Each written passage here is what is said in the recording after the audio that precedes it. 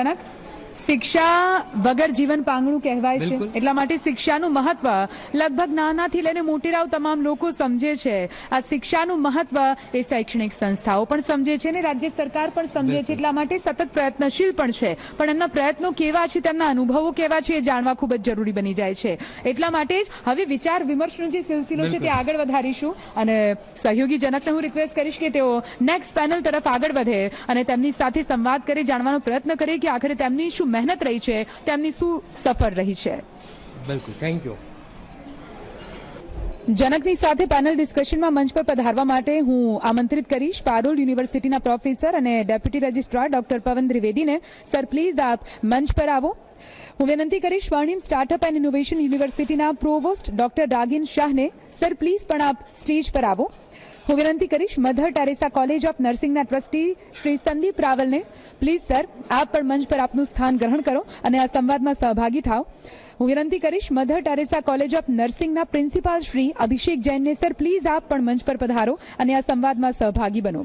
તો આ પેનલ સાથે ડિસ્કશન સાથે કાર્યક્રમને આગળ વધારશે મારા સહયોગી જનક. જનક, ઓવર ટુ યુ.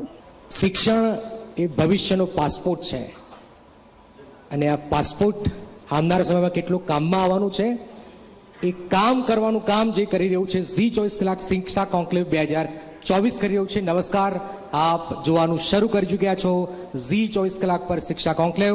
હું જનક, આજે જે ચર્ચા કરવાની છે કે આપણે કઈ રીતે આગળ વધી શકીએ છીએ. ગુજરાત, ખાનગી યુનિવર્સિટીઓ, સરકાર શું કરી રહી છે, એ આગળ શું કરી શકે છે.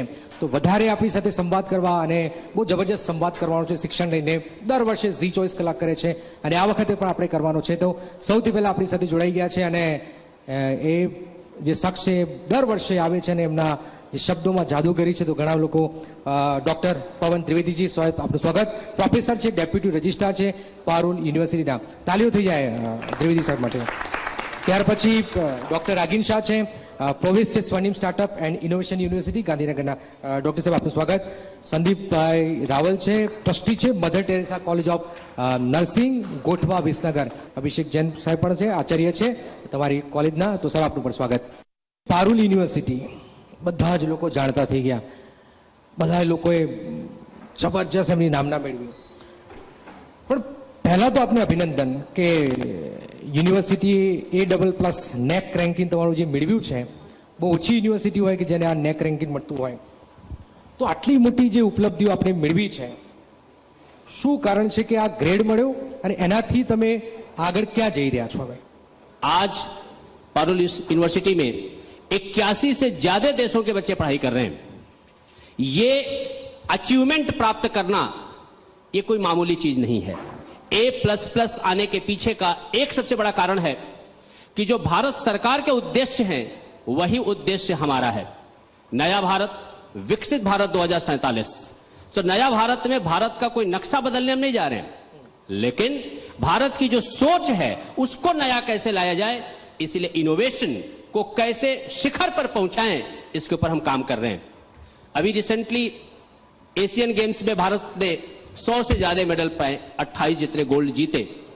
स्पोर्ट्स दुनिया के अधिकतर विकसित राष्ट्रों की सबसे बड़ी पहचान है और भारत कहीं ना कहीं स्पोर्ट्स में थोड़ा पीछे रहा है. मेरा ऐसा व्यक्तिगत मानना है, हमारे विश्वविद्यालय का मानना है कि यूनिवर्सिटी का दायित्व तो बनता है कि अगर राष्ट्र को विकसित बनाना है तो स्पोर्ट्स के क्षेत्र में भारतवर्ष को शिखर पर हम लेकर के जाएं.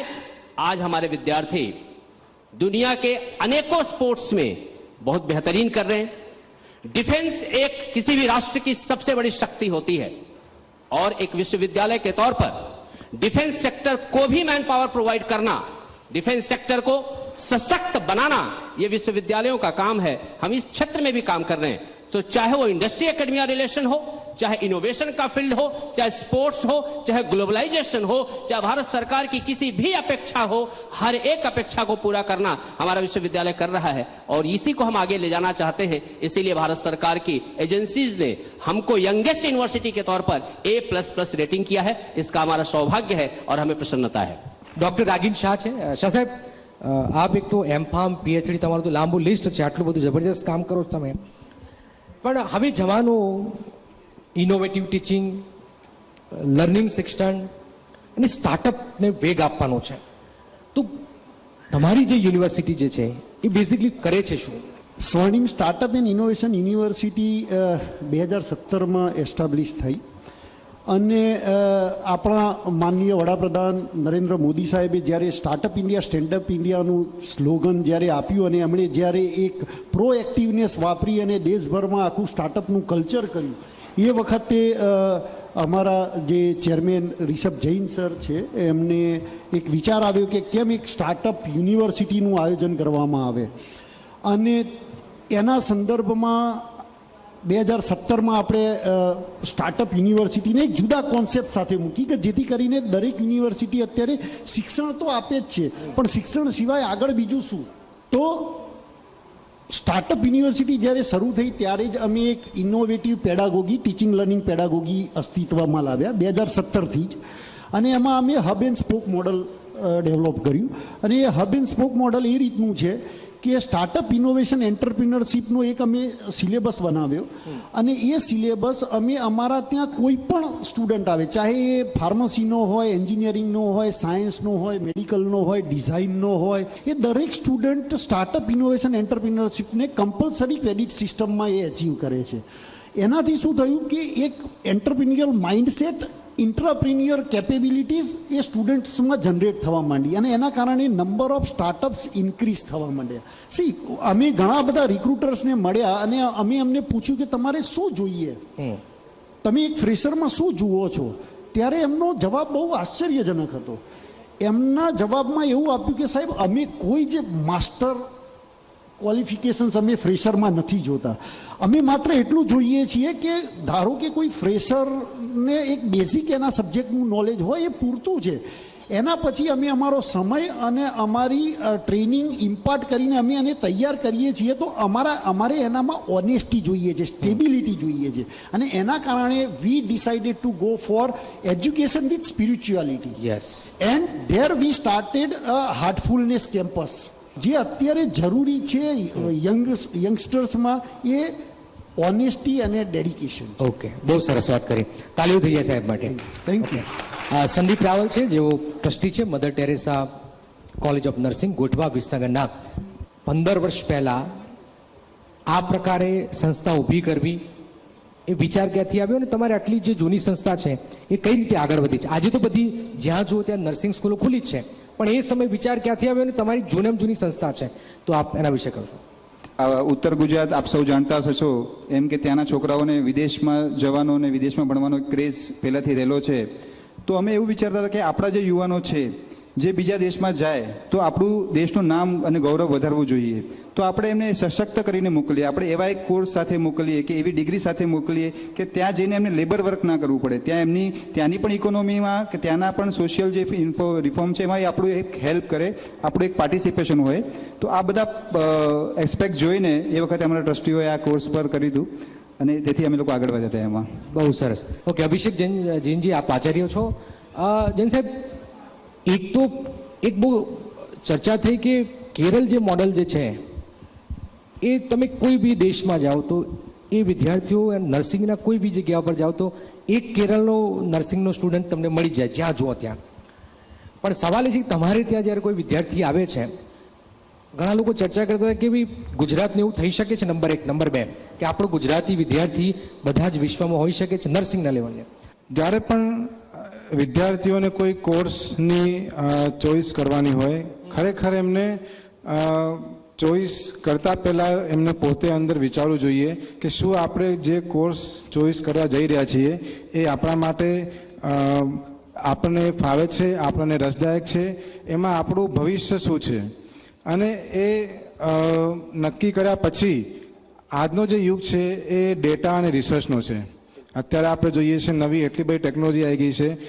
આજે આપણે કોઈ પણ કોર્સની પસંદગી કરવી હોય તો આપણે તરત કોમ્પ્યુટર પર ચેક કરી શકીએ છીએ કે ભાઈ આ કોર્સ શું છે, એમાં કઈ કઈ ફિલ્ડ આવે છે, એમાં એક્સપર્ટ કોણ કોણ લોકો છે. જ્યારે આપણે કોઈ કોર્સ વિદ્યાર્થીઓને ચોઈસ કરવાનો હોય તો ખરેખર એમને બધાને મળીને, પૂછીને, જાણીને અને એમનું કેરિયર બનાવવું જોઈએ, એ મારું મંતવ્ય છે. દ્વિવેદી સાહેબ, એક સવાલ એ થાય કે પારુલ યુનિવર્સિટી, કારણ કે આધ્યાત્મિક પણ જરૂરી છે હવે આવનારા સમયમાં, તો એ વિશ્વગુરુ પારુલ યુનિવર્સિટી દેશ કઈ રીતે બની શકે, એમાં તમારો યુનિવર્સિટીનો રોલ શું છે એમાં? जब विश्व गुरु की बात होती है तो विश्व गुरु का अर्थ मात्र ये नहीं है कि हम दुनिया को लीड करें। इसका अर्थ होता है कि दुनिया के किसी भी कोने में अगर हमारे स्किल्स के नाते लोगों के जीवन में एक बेहतरी आती है तो वो हमारा कर्तव्य, हमारा धर्म है। तुर्की में अभी जब रिसेंटली अर्थक्वेक आया तो मेरी एनडीआरएफ दुनिया की अकेली एकमात्र ऐसी डिजास्टर रिस्पांस फोर्स थी जिन्होंने लोगों को जिंदा जमीन से निकाला और उनको वो सारी सुविधाएं प्रदान की जो एक नेचुरल कैलेमिटी में पीड़ित व्यक्ति को चाहिए होती है। तो जब मैं विश्व गुरु की बात करता हूं उस समय मेरा ऐसा मानना है कि हमको ऐसा एजुकेशन की आवश्यकता है कि हम ऐसे विद्यार्थी जगत को दें जो दुनिया के किसी भी कोने में जाएं, वहां की इकोनॉमी को बेहतर करें, वहां के समाज में एक बेहतर हार्मनी क्रिएट करें, वहां के लोगों के जीवन में एक अच्छा सुख सुविधा उत्पन्न करें। और पारुल विश्वविद्यालय ये कर पाने में सफल इसीलिए है क्योंकि आज दुनिया की ऐसी शायद कोई इंडस्ट्री है जहां पे हमारे विद्यार्थी काम नहीं कर रहे हैं। इसी नाते विश्व गुरु की जब मैं बात करता हूं तो मेरा ऐसा मानना है कि अगर 1 या 2% की टोटल पॉपुलेशन अमेरिका में भारतीयों की है और उनके जीडीपी में हम 6% कंट्रीब्यूट कर रहे हैं तो आने वाले समय में दुनिया के किसी भी राष्ट्र में भारतीयों की पहचान यही रहे कि जब भारतीय आएगा तो हमारी इकोनॉमी बेहतर होगी, हमारे राष्ट्र का ग्रोथ होगा। और पारुल विश्वविद्यालय इसी में कंट्रीब्यूट करने में रात दिन लगा है। हर एक कोर्स में हम लोग इसी तरह से इंटरनेशनल स्टैंडर्ड को मेंटेन करने की प्रयत्न कर रहे हैं ताकि हम दुनिया की आवश्यकता को पूरी कर पाएं और उसी को हम लोग विश्वगुरु मानते हैं। તમારી જે યુનિવર્સિટી જે છે, યુવા તમારી પાસે આવે છે, એ આવે છે પછી તમે શું કરો છો આખી યુનિવર્સિટીમાં? તમે કઈ રીતે એમાં પ્રાણ પૂરો છો એ યુવાની અંદર? જેમ દરેક યુનિવર્સિટીના પોતાના કોર્સ છે એમ સ્ટાર્ટઅપ યુનિવર્સિટીના પણ પોતાના કોર્સ છે, પણ એ કોર્સની સાથે અમે સ્ટાર્ટઅપ ઇનોવેશન એન્ટરપ્રિનરશિપને ઇન્કલ્કેટ કરેલું છે.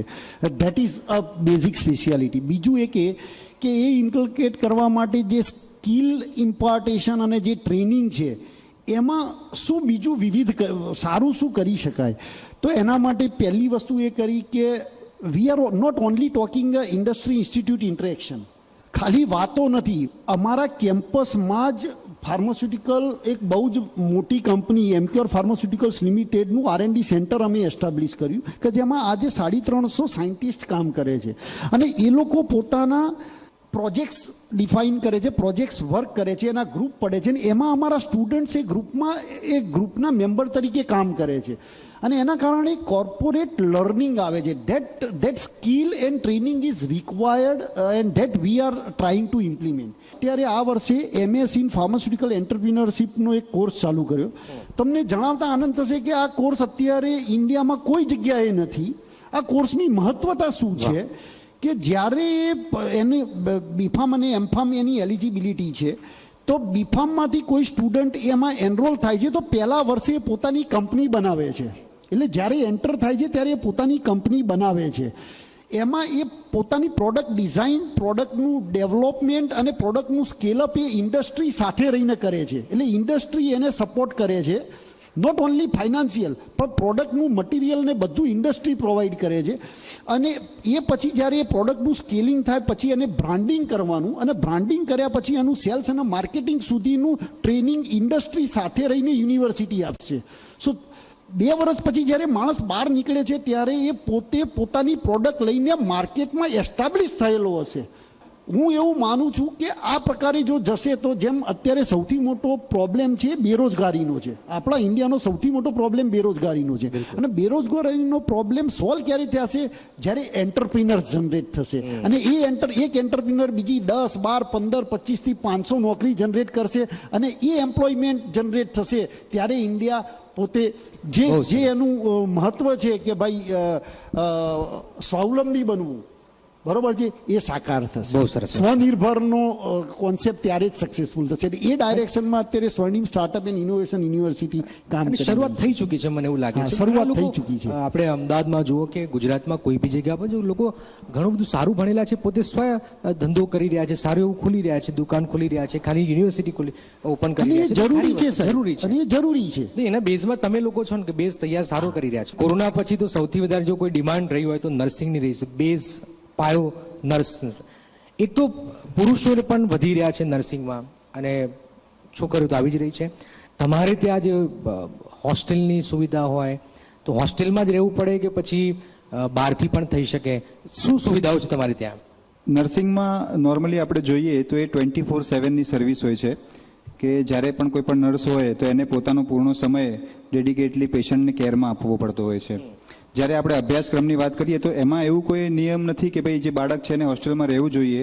પણ જ્યારે અમે 2009માં સ્ટાર્ટ કરી એ વખતે ગુજરાતનો એવો કોઈ જિલ્લો નહીં હોય કે જ્યાંથી બાળક મારી કોલેજમાં એડમિશન નહીં લીધું હોય ને ત્યાં નહીં આવ્યું હોય. તો એ લોકોને રહેવા ખાવાની સારી સગવડ મળી રહે એની માટે અમે 500થી વધારે છોકરાઓ હોસ્ટેલમાં રહી શકે એવી સગવડ ઊભી કરી. નર્સિંગના અંદર અમે જ્યારે હોસ્પિટલમાં સાથે ટાઈપ્સ કરીએ છીએ તો ત્યારે અમારે સવારની શિફ્ટ લેવી પડે છે, બપોરની, રાતની બધી આપીએ છીએ. કેમ કે છોકરો જ્યારે પ્રેક્ટિકલી વર્લ્ડમાં જાય તો એને એવું ના ખબર પડે કે આ 9 to 5 જોબ જ હતી અને હે તો કોલેજમાં ક્યારેક આ વસ્તુ તો જોઈ જ નથી. તો પ્રેક્ટિકલ નોલેજના પાર્ટ રૂપ અમે એમને નાઇટમાં પણ મોકલતા હોય છે. તો નાઇટમાં કોઈ છોકરાને પાછું કોલેજમાં આવવું, ત્યાંથી પાછું હોસ્પિટલમાં જવું અગવડ પડે તો અમે લોકો એ લોકોને જ્યારે શિફ્ટ હોય ત્યારે પણ એ લોકોને ફેસિલિટી આપીએ છીએ કે ભાઈ તમારે આખું વર્ષ હોસ્ટેલમાં રહેવાની જરૂર નથી, પણ જ્યારે તમારે ટ્રેનિંગ સેશન આવે, જ્યારે ટ્રેનિંગનો પાર્ટ આવે તો એ વખતે તમે આવીને હોસ્ટેલમાં રહી શકો છો, જેથી કરીને પેરેન્ટ્સ પર એનું બર્ડન વધારે ના આવે. કેમ કે નજીકના હવે શું થઈ ગયું, પહેલાં જેવું નથી રહ્યું. હવે તો દરેક જિલ્લાઓમાં નર્સિંગની કોલેજો થઈ ગઈ છે એટલે લોકો હોસ્ટેલમાં રહેવાનું પ્રિફર નથી કરતા કે ચલો આપણે અપડાઉન કરીને ઘરેથી કરીએ. પણ જ્યારે એમને એક્ઝામનો સમય આવે તો એ લોકોને પૂરતો ટાઈમ મળી રહે કે એ લોકો વધારે સમય ટ્રાવેલિંગમાં ન આપીને હોસ્ટેલમાં રહે તો એ ટાઈમે એમના માર્ક્સ સ્કોર કરી શકે. જ્યારે પ્રેક્ટિકલ ટ્રેનિંગમાં જવાનું હોય એ ટાઈમે પણ એ લોકો કોલેજમાં રહે તો સારો સમય એ પોતાના ટ્રેનિંગમાં પણ આપી શકે. અમને તો એવું ખબર હોય કે નર્સિંગ એટલે નર્સિંગ, પણ શું નર્સિંગ એટલે નર્સિંગ જ છે કે એક જ કોર્સ હોય કે ઘણા બધા કોર્સિસ હોય? આપણા ભારત દેશમાં નર્સિંગના ઘણા બધા કોર્સિસ ચાલે છે. જેમ કે હાલ જે એસ્ટાબ્લિશ નર્સિંગ કોર્सेस છે એવા બીએસસી નર્સિંગ એક આપણું કહેવાય, એક આપણું પોસ્ટ બેઝિક બીએસસી નર્સિંગ કહેવાય, એક આપણું માસ્ટર એટલે કે એમએસસી નર્સિંગ કહેવાય, અને જોડે જોડે ડિપ્લોમાના પણ કોર્સ ચાલે છે એએનએમ અને જીએનએમ નર્સિંગ. તો એ જે નર્સિંગ કોર્सेस છે એના સિવાય ઘણા બધા હજી પણ નર્સિંગના કોર્सेस ચાલે છે, પણ આ વેલ ડિફાઇન્ડ અને જે લાઇસન્સિંગ ઓથોરિટી છે એમના થ્રુ ચાલતા કોર્सेस છે. કોઈ પણ નર્સિંગ કોલેજ શરૂ થાય એટલે એમને સૌથી પહેલાં સરકાર જોડે પરમિશન લેવાની હોય છે, જેને અમે એસેન્શિયાલિટી સર્ટિફિકેટ કહીએ છીએ. એના સિવાય એમને ઇન્ડિયન નર્સિંગ કાઉન્સિલ અને ગુજરાત નર્સિંગ કાઉન્સિલ, આ બે જે અમારી ઓથોરિટી છે એમના જોડે માન્યતા છે. આ બંને સંસ્થાઓની માન્યતા ફરજિયાત હોવી જોઈએ. અને સાથે સાથે જે સંલગ્ન યુનિવર્સિટી હોય એમની પણ એમના જોડે જોડાણ હોવું ફરજિયાત છે. તો આજના સમયમાં આપણે જોઈએ તો ઘણી બધી આજથી જો કે અમે 10 વર્ષ પહેલાં જો આપણે સરે વાત કરી એ વખતે 10 કે 15 નર્સિંગ કોલેજો હતી અને એ બધી વેલ એસ્ટાબ્લિશ અને જે સારું ઇન્ફ્રાસ્ટ્રક્ચર ધરાવતી કોલેજો હતી. પણ હવે ધીમે ધીમે ઘણી બધી નર્સિંગ કોલેજો આવે છે અને ઘણી બધી કોલેજો કદાચ એટલા બધા રૂલ્સ રેગ્યુલેશન ફોલો ના કરતી હોય તો જ્યારે કોઈ વિદ્યાર્થી એડમિશન લે તો એને ચોક્કસપણે આ જોવું જોઈએ કે એ કોલેજના જોડે આટલી માન્યતાઓ છે કે નહીં. Government of Gujarat, Indian nursing council must છે, ગુજરાત નર્સિંગ કાઉન્સિલની માન્યતા હોય ફરજિયાત છે અને સંલગ્ન યુનિવર્સિટીનું જોડાણ હોવું ફરજિયાત છે. ત્રિવેદી સાહેબ, એક સવાલ કે નોકરીની સાહેબે વાત કરી કે ભાઈ નોકરીઓ આવનાર સમયમાં જબરજસ્ત જોઈ છે, તો તમારી જે યુનિવર્સિટી પારુલ યુનિવર્સિટી એનું પ્લેસમેન્ટ શું છે અને તમારું પ્લેસમેન્ટ બોલે છે એવું બધા કહે છે, તો છે શું ખરેખર નોકરી મળી જાય છે આરામથી? समस्या बेरोजगारी की नहीं है, समस्या रोजगार युक्त मैन पावर की है. हमारी समस्या यह है कि रोजगार को हम देख ही नहीं पाते हैं. अहमदाबाद से मुंबई के बीच में बुलेट ट्रेन चलने वाली है, हर किसी का प्लान है कि उसमें ट्रैवल करेंगे. यह कंज्यूमर है. जिस दिन हमने विद्यार्थियों के दिमाग में इस दृष्टिकोण को पैदा किया कि वो ट्रेन चलाएगा कौन, जो चलाने वाला है वो रोजगार है, उसकी बोगी बनाएगा कौन, उसका बोगी बनाने वाला जो है वो रोजगार है, उसका स्टेशन मैनेज कौन करेगा, वो स्टेशन मैनेज करना वो रोजगार है. धोलेरा में लगभग 2 लाख करोड़ का इन्वेस्टमेंट अभी तक आ चुका है सेमीकंडक्टर के लिए. एक एक चीज जो सरकार करती है उसमें कौन से स्किल्स रिक्वायर्ड हैं, उस स्किल्स को डेवलप करने के लिए कौन सा कोर्स करना चाहिए, उसके बारे में अवेयरनेस बिल्ड करना हर एक यूनिवर्सिटी का धर्म है, कर्तव्य है, और वो हम कर पा रहे हैं.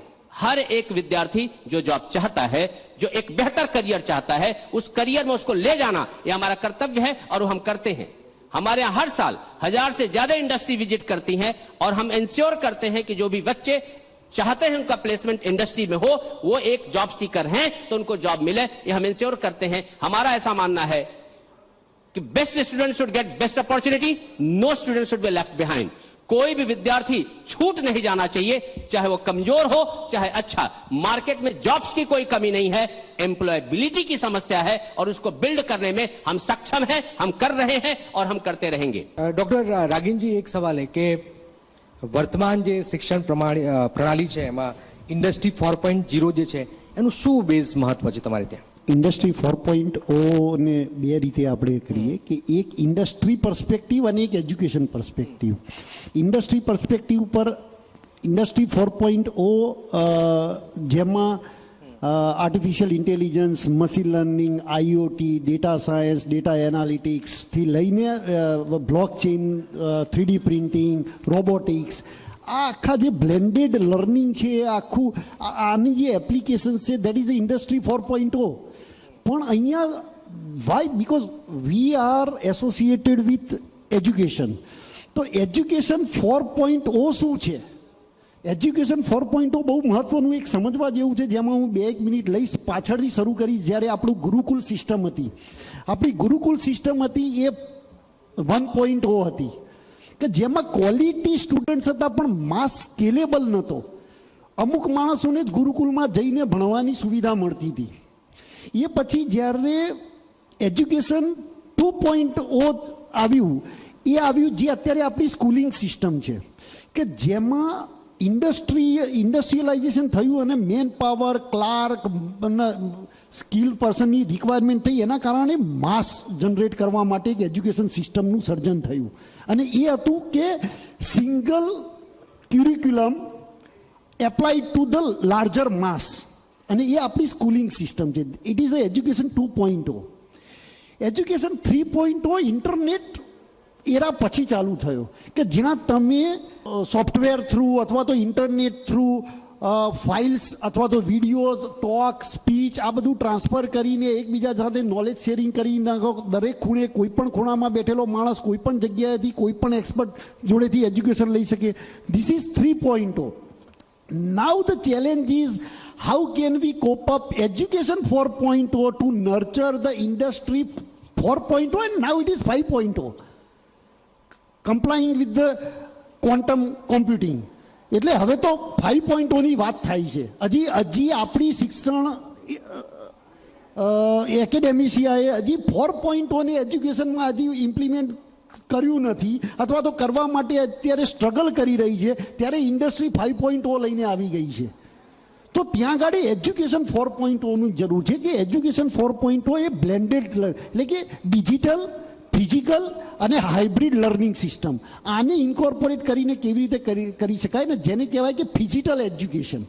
માત્ર સ્વર્ણિમ સ્ટાર્ટઅપ એન્ડ ઇનોવેશન યુનિવર્સિટીઝ નહીં, દરેક યુનિવર્સિટીએ આ બહુ સમજવાની જરૂર છે કે અત્યારે મોટો પ્રોબ્લેમ એ છે કે ટેકનોલોજી ઘણી બધી આવી ગઈ છે પણ આપણા રિસોર્સિસ એટલે કે આપણા સ્ટાફ મેમ્બર જ ઇક્વિપ નથી કે એ સ્ટુડન્ટને એ પ્રકારનું નોલેજ આપી શકે.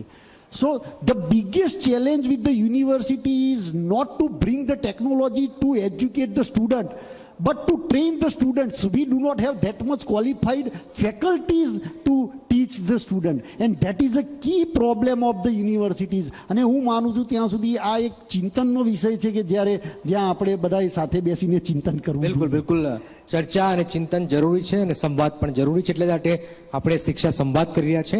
તમારો જિલ્લો તો ટોપ પર છે વિદેશ મોકલવાનો. વિદેશમાં મહેસાણા તો બહુ ભાગે છે, એમ કે મહેસાણાવાળા તો બહુ ભાગે વિદેશમાં.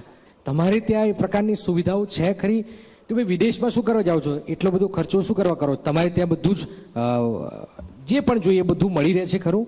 મેં તમને પહેલાં પણ કીધું કે અમે જ્યારે કોલેજ આ સ્ટાર્ટ કરી તે વખતે જ આપણા વિચારો હતા કે છોકરાઓ આપણે બહાર વિદેશમાં મોકલીએ આ સર્વિસ માટે. પણ આપ જોઈ રહ્યા છો કે દિવસે ને દિવસે દરેક કન્ટ્રીના નોર્મ્સ છે જે વિઝાને લઈને એ સ્ટ્રિક્ટ થતા જાય છે. એટલે ઘણા છોકરાઓને રિજેક્શન આવે છે, ઘણા બિચારા બહુ પૈસા ભરે છે, તૈયારીઓ કરે છે પણ પહોંચી નથી વળતા. જે છોકરાઓ ત્યાં જાય છે એ પોતાની ફિલ્ડમાં જોબ નથી કરી રહ્યા, એ બીજી બધી જગ્યાએ જોબ કરીને પોતાનો ટાઈમ વેડફે છે. એટલે અમે છોકરાઓને કહીએ છીએ કે હવે આજનો સમય એવો છે કે તમે અહીંયા આવો, અહીંયાથી તમે જે પણ ફિલ્ડમાં જવા માંગો છો કે ભાઈ નર્સિંગમાં તમે ત્યાં જવા માંગો છો તો નર્સિંગના જ જેમ કે અહીંયા કોર્સિસ છે, એનક્લેક્સ છે, એ જે 2-3 મોટી કન્ટ્રી છે, કેનેડા છે, ઓસ્ટ્રેલિયા છે, અમેરિકા છે, એની માટે છે. એના સિવાય પણ બીજા 120 કોર્સિસ છે કે જેની તૈયારી તમે અહીંયા જ કરી શકો છો આપણે ત્યાં. એની એક્ઝામ ક્લિયર કર્યા પછી જો તમે ત્યાં એપ્લાય કરશો તો તમને જે તમારું ત્યાં ફ્યુચર છે, તમને PR થવાના ચાન્સીસ વધી જશે, તમને સારી જગ્યાએ પ્લેસમેન્ટ મળશે. સાથે સાથે જે નર્સિંગના કોર્સિસ છે, અમે લોકોએ જોઈ લીધું કે ભાઈ નર્સિંગના કોર્સ કર્યા પછી પાછો જો બાળક એના અંદર વર્ષ 1.5 વર્ષ બગાડે છે તો એ ડિલે થઈ જાય છે. એટલે અમે વેરી ફર્સ્ટ યર જ્યારેથી પણ નર્સિંગમાં એડમિશન લે છે તો ત્યાં અમારા પાસે ફ્રી ટાઈમ લેક્ચર્સ હોય છે, તો અમે લોકો એને ડિઝાઇન કરી નાખીએ એ રીતે એવા કોર્સ સાથે સંલગ્ન કર્યું કે એના 4 વર્ષના નર્સિંગના 3 વર્ષના નર્સિંગના કોર્સ સાથે જ અમે એ કોર્સ કમ્પ્લીટ કરી આપીએ છીએ, જેથી ફોરેનમાં જઈને ફક્ત એને પછી જોબ કરવાનું છે. પૈસાનો કેટલો ફરક પડે, કારણ કે ત્યાં તમારે ત્યાં કરે અને વિદેશમાં તો ડિફરન્ટ કેટલું રહે? સર, તમે આજે કોઈ પણ યુનિવર્સિટી જોઈ લો, ઓસ્ટ્રેલિયાની કે અમેરિકાની, ત્યાં તો એ લોકો $17,000 થી $20,000 પાઉન્ડમાં ચાર્જ કરતા હોય છે, જે તમે ઓલમોસ્ટ કોર્સ કરીએ તો 30 થી 35 lakhs થઈ જતા હોય છે. બહુ મોટો. અને એ જો અહીંયા કરે તો 2 થી 2.5 લાખના એ જ પેમેન્ટમાં એનો એ કોર્સ કમ્પ્લીટ થઈ જતો હોય છે. અને જે સર્ટિફાઈડ હોય છે કે જે અહીંયાથી પછી ત્યાં જઈને કરી શકે. આજે કોઈએ પણ અહીંયા એનક્લિક્સ કર્યું હોય, તમે કોઈ પણ બાળકને પૂછી શકો છો અને કોઈ પણ વિઝા કન્સલ્ટન્ટને પણ પૂછી શકો છો, તો એને ડાયરેક્ટલી ત્યાં જોબ મળે છે. અને એવું જરૂરી નથી કે ત્યાંની જ કોઈ કોલેજમાં એડમિશન લઈને ત્યાં આટલી હેવી ફી ભરીને અને પછી આગળ કોર્સ લેવાય. અહીંયા જે સંબંધ પરિવાર છે એમને તો મારે એવું કહેવું છે કે આપણો છોકરો ત્યાં જાય અને કોઈ સ્ટ્રગલિંગ લાઈફ ત્યાં જીવે અને એવા કોઈ જગ્યાએ કોર્સ કરીને પોતાનો ટાઈમ અને પોતાનું કોન્સન્ટ્રેશન બગાડે, એની જગ્યાએ આપણે અહીંયાથી જ એમને વિદેશનું જે ઘેલું લાગ્યું છે, જવું જોઈએ, ફરવા જવું જોઈએ, પણ શું કહેવાય, એની બ્રેક નથી વાગતી. વિદેશનું જે ઘેલું લાગ્યું છે, નાનો નાનો કોર્સ પણ વિદેશમાં જવું છે, મા બાપ ગરીબ હોય એ પણ મોકલવા તૈયાર થઈ જાય છે.